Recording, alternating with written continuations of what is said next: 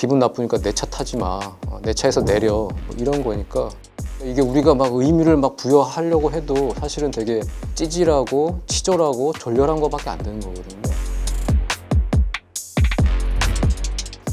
대통령실에서 MBC 쪽에 이번 순방 과정에서 당신들을 대통령 전용기에 태우지 않겠다라고 통보를 했고요. MBC 쪽에서 대통령실에서 받은 그 문자 메시지, 그게 이제 기자들한테도 공유가 돼서 수요일 밤에 알려지게 된 거죠. 그 날 밤에 공교롭게 저랑 정치부장 그리고 대통령실 출입 기자가 술 한잔 하고 있는 상황에서 그 소식을 접했고, 좀 어이가 없었죠.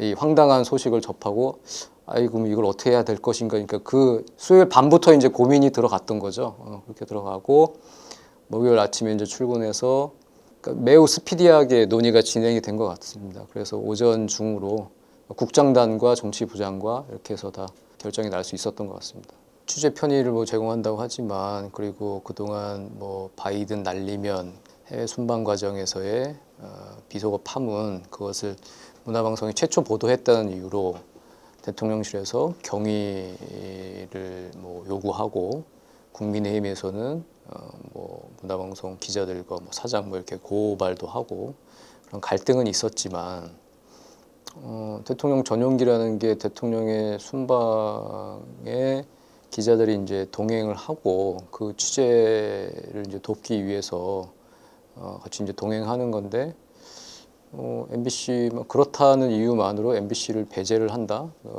그러니까 그거잖아요. 기분 나쁘니까 내 차 타지 마. 내 차에서 내려. 뭐 이런 거니까 되게 진짜, 그러니까 이게 우리가 막 의미를 막 부여하려고 해도 사실은 되게 찌질하고 치졸하고 졸렬한 거밖에 안 되는 거거든요. 그래서 이거 어이가 없는 상황이고, 이게 사실은 뭐 윤석열 대통령도 자유를 강조를 하고 언론 자유를 하지만 이게 사실은 언론의 자유를 탄압을 하는 거거든요. 자신에게 기분 나쁜 보도를 했다는 이유로, 불리한 보도를 했다는 이유로 그런 식으로 언론을 탄압을 하고 언론의 자유를 훼손하고, 이거는 뭐 상상할 수 없는 일이었던 거고 있을 수 없는 일이다. 그러면 한겨레로서는 어떤 일을 해야 할 것인가 고민을 했고요. 그래서 사실은 보이콧을 생각을 했는데, MBC가 민항기를 이용해서라도 어떤 방식으로든 현장에 가서 취재를 하겠다고 하니, 그러면 어쨌든 가장 큰 피해자는 MBC 아니겠습니까? 근데 MBC도 어떤 어려움이 있더라도 현장에 가서 취재를 하겠다고 하니, 그러면 우리도 거기에 발맞춰서 이 항의 표시를 하는 게 뭐가 있을까 고민을 하다가, 그러면 우리도 같은 방식으로 대통령 전용기를 탑승하지 않고 취재 현장으로 가는 게 맞겠다, 그렇게 판단을 했습니다. 윤석열 대통령이 뭐 그렇게 얘기를 한 거잖아요. 국민들의 세금을 써가며 해외 순방을 하는 것은 중요한 국익에 걸려있기 때문이다. 그래서 기자들한테 취재 편의를 제공해 온 것이고, 그러니까 그런 뭐 그 정도의 취재 편의를 제공하지 않는 걸로 좀 이해를 해달라. 그러니까 세금을 쓰는 순방 취재의 국익을 위해 언론의 편의를 제공한다는 논리를 폈어요. 그러니까 그 말만 들으면 저거 그냥 대통령 가는 곳에 정말 밥상에 숟가락 하나 얹듯이 기자들도 그냥 같이 그냥 공짜로 타고 가나 보다, 그렇게 오해를 할 수 있게끔 얘기를 했거든요. 근데 전혀 사실이 아니고요. 제가 알기로는 그전엔 그랬대요. 그전에 그랬는데 노무현 정부 때부터 이것도 언론에서 다 비용을 부담해서 가는 걸로 확립이 돼 있고, 이미 그 비용이 다 청구가 된 상태였고요. 네, 그래서 다 그 항공기 비용, 뭐 숙소 비용, 뭐 이런 거 다 언론사별로 순방에 동행 취재를 하게 되면 다 비용을 다 부담을 하면서 지금 가고 있습니다. 그런 지 오래됐죠. 뭐랄까요. 언론계 사정을 잘 아니까 약간 뭐 비꼬듯이 이제 얘기를 하고 그러는데, 정진석 비대위원장이 얘기한 거는 뭐 이게 언론 탄압이 아니다라고 얘기를 했고, 그러면서 예전에 DJ 정부 때는 뭐 청와대에서 그 출입 정지 징계를 받은 경우도 있고, 노무현 정부 때는 뭐 기자실 대못질 하지 않았냐 뭐 그런 식으로 해서 물타기에 나서는데 그건 이제 좀 비교 대상이 아닌 것들을 지금 거론을 하는 거고요. 그 어느 기자실에서건 기자단에서건 뭐 엠바고를 파기한다거나 아니면 무슨 그런 뭐 물의를 일으켰을 때 뭐 출입 정지를 하고 그런 건 기자단위 자체로 기자들이 회의를 통해 가지고 결정을 하는 겁니다. 그러니까 김대중 정부 때 무슨 청와대 출입 정지 결정이 있었던 건 그건 청와대에서 한 게 아니고 기자단이 결정을 한 거고요.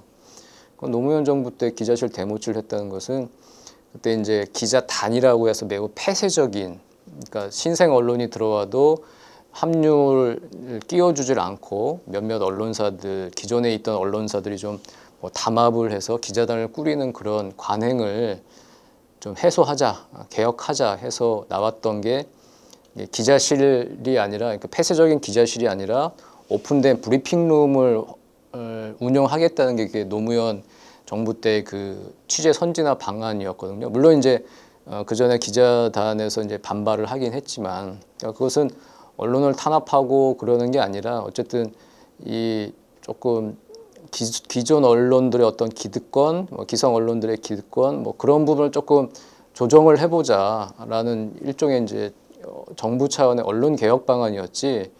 이거를 지금의 그 윤석열 정부가 하는 MBC만 콕 집어가지고 비판 언론을 탑승기에 전용기에 태우지 않겠다는 그런 문제랑은 전혀 질적으로 다른 사안들이거든요. 근데 기자 출신이고 뭐 그러다 보니까 뭐 옛날에 알던 그런 사례들을 이제 갖다 끼워 맞춰가지고 그렇게 얘기를 하는데 뭐 국민들이 바보가 아닙니다. 바보가 아니고 다 알고요. 예.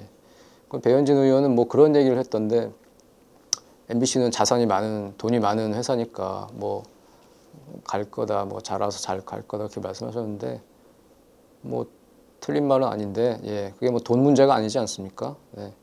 뭐 민주당 의원들은 그렇게 또 비판을 했어요. 그러면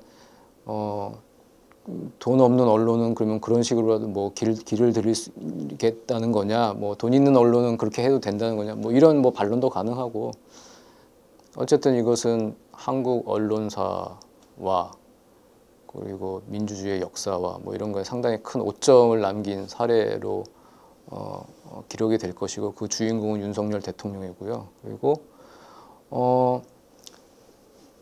앞으로도 윤석열 대통령이 무슨 실수를 하고 뭐 그런 부분에 대해서 언론이 비판을 했을 때 그리고 그 부분을 윤석열 대통령이 기분 나빠하고 인정하지 않을 때 그러면 또 다음 순방 때도 또 다른 언론사를 상대로 너 타지 마, 너 내려라고 할 것인지 충분히 그럴 가능성이 있기 때문에 이 문제가 심각하다고 보는 것이거든요. 네. 그러니까 뭐 이번 사건 이걸로 끝이 나지만 앞으로도 충분히 다시 재현될 수 있는 매우 위험한 상황이다. 지금 그렇게 보고 있고 뭐 계속 지켜봐야죠. 어떻게 될지. 네. 글쎄 잘 모르겠습니다. 지금 이 사람들이 종잡을 수 없는 사람들이어서 글쎄요. 뭐 어쨌든 이번에 비판을 많이 받고 그랬는데 그러면 조금 각성을 하고 다시는 이런 일을 안 할지 아니면 여전히 이 기조를 유지할지 그건 뭐 잘 모르겠습니다.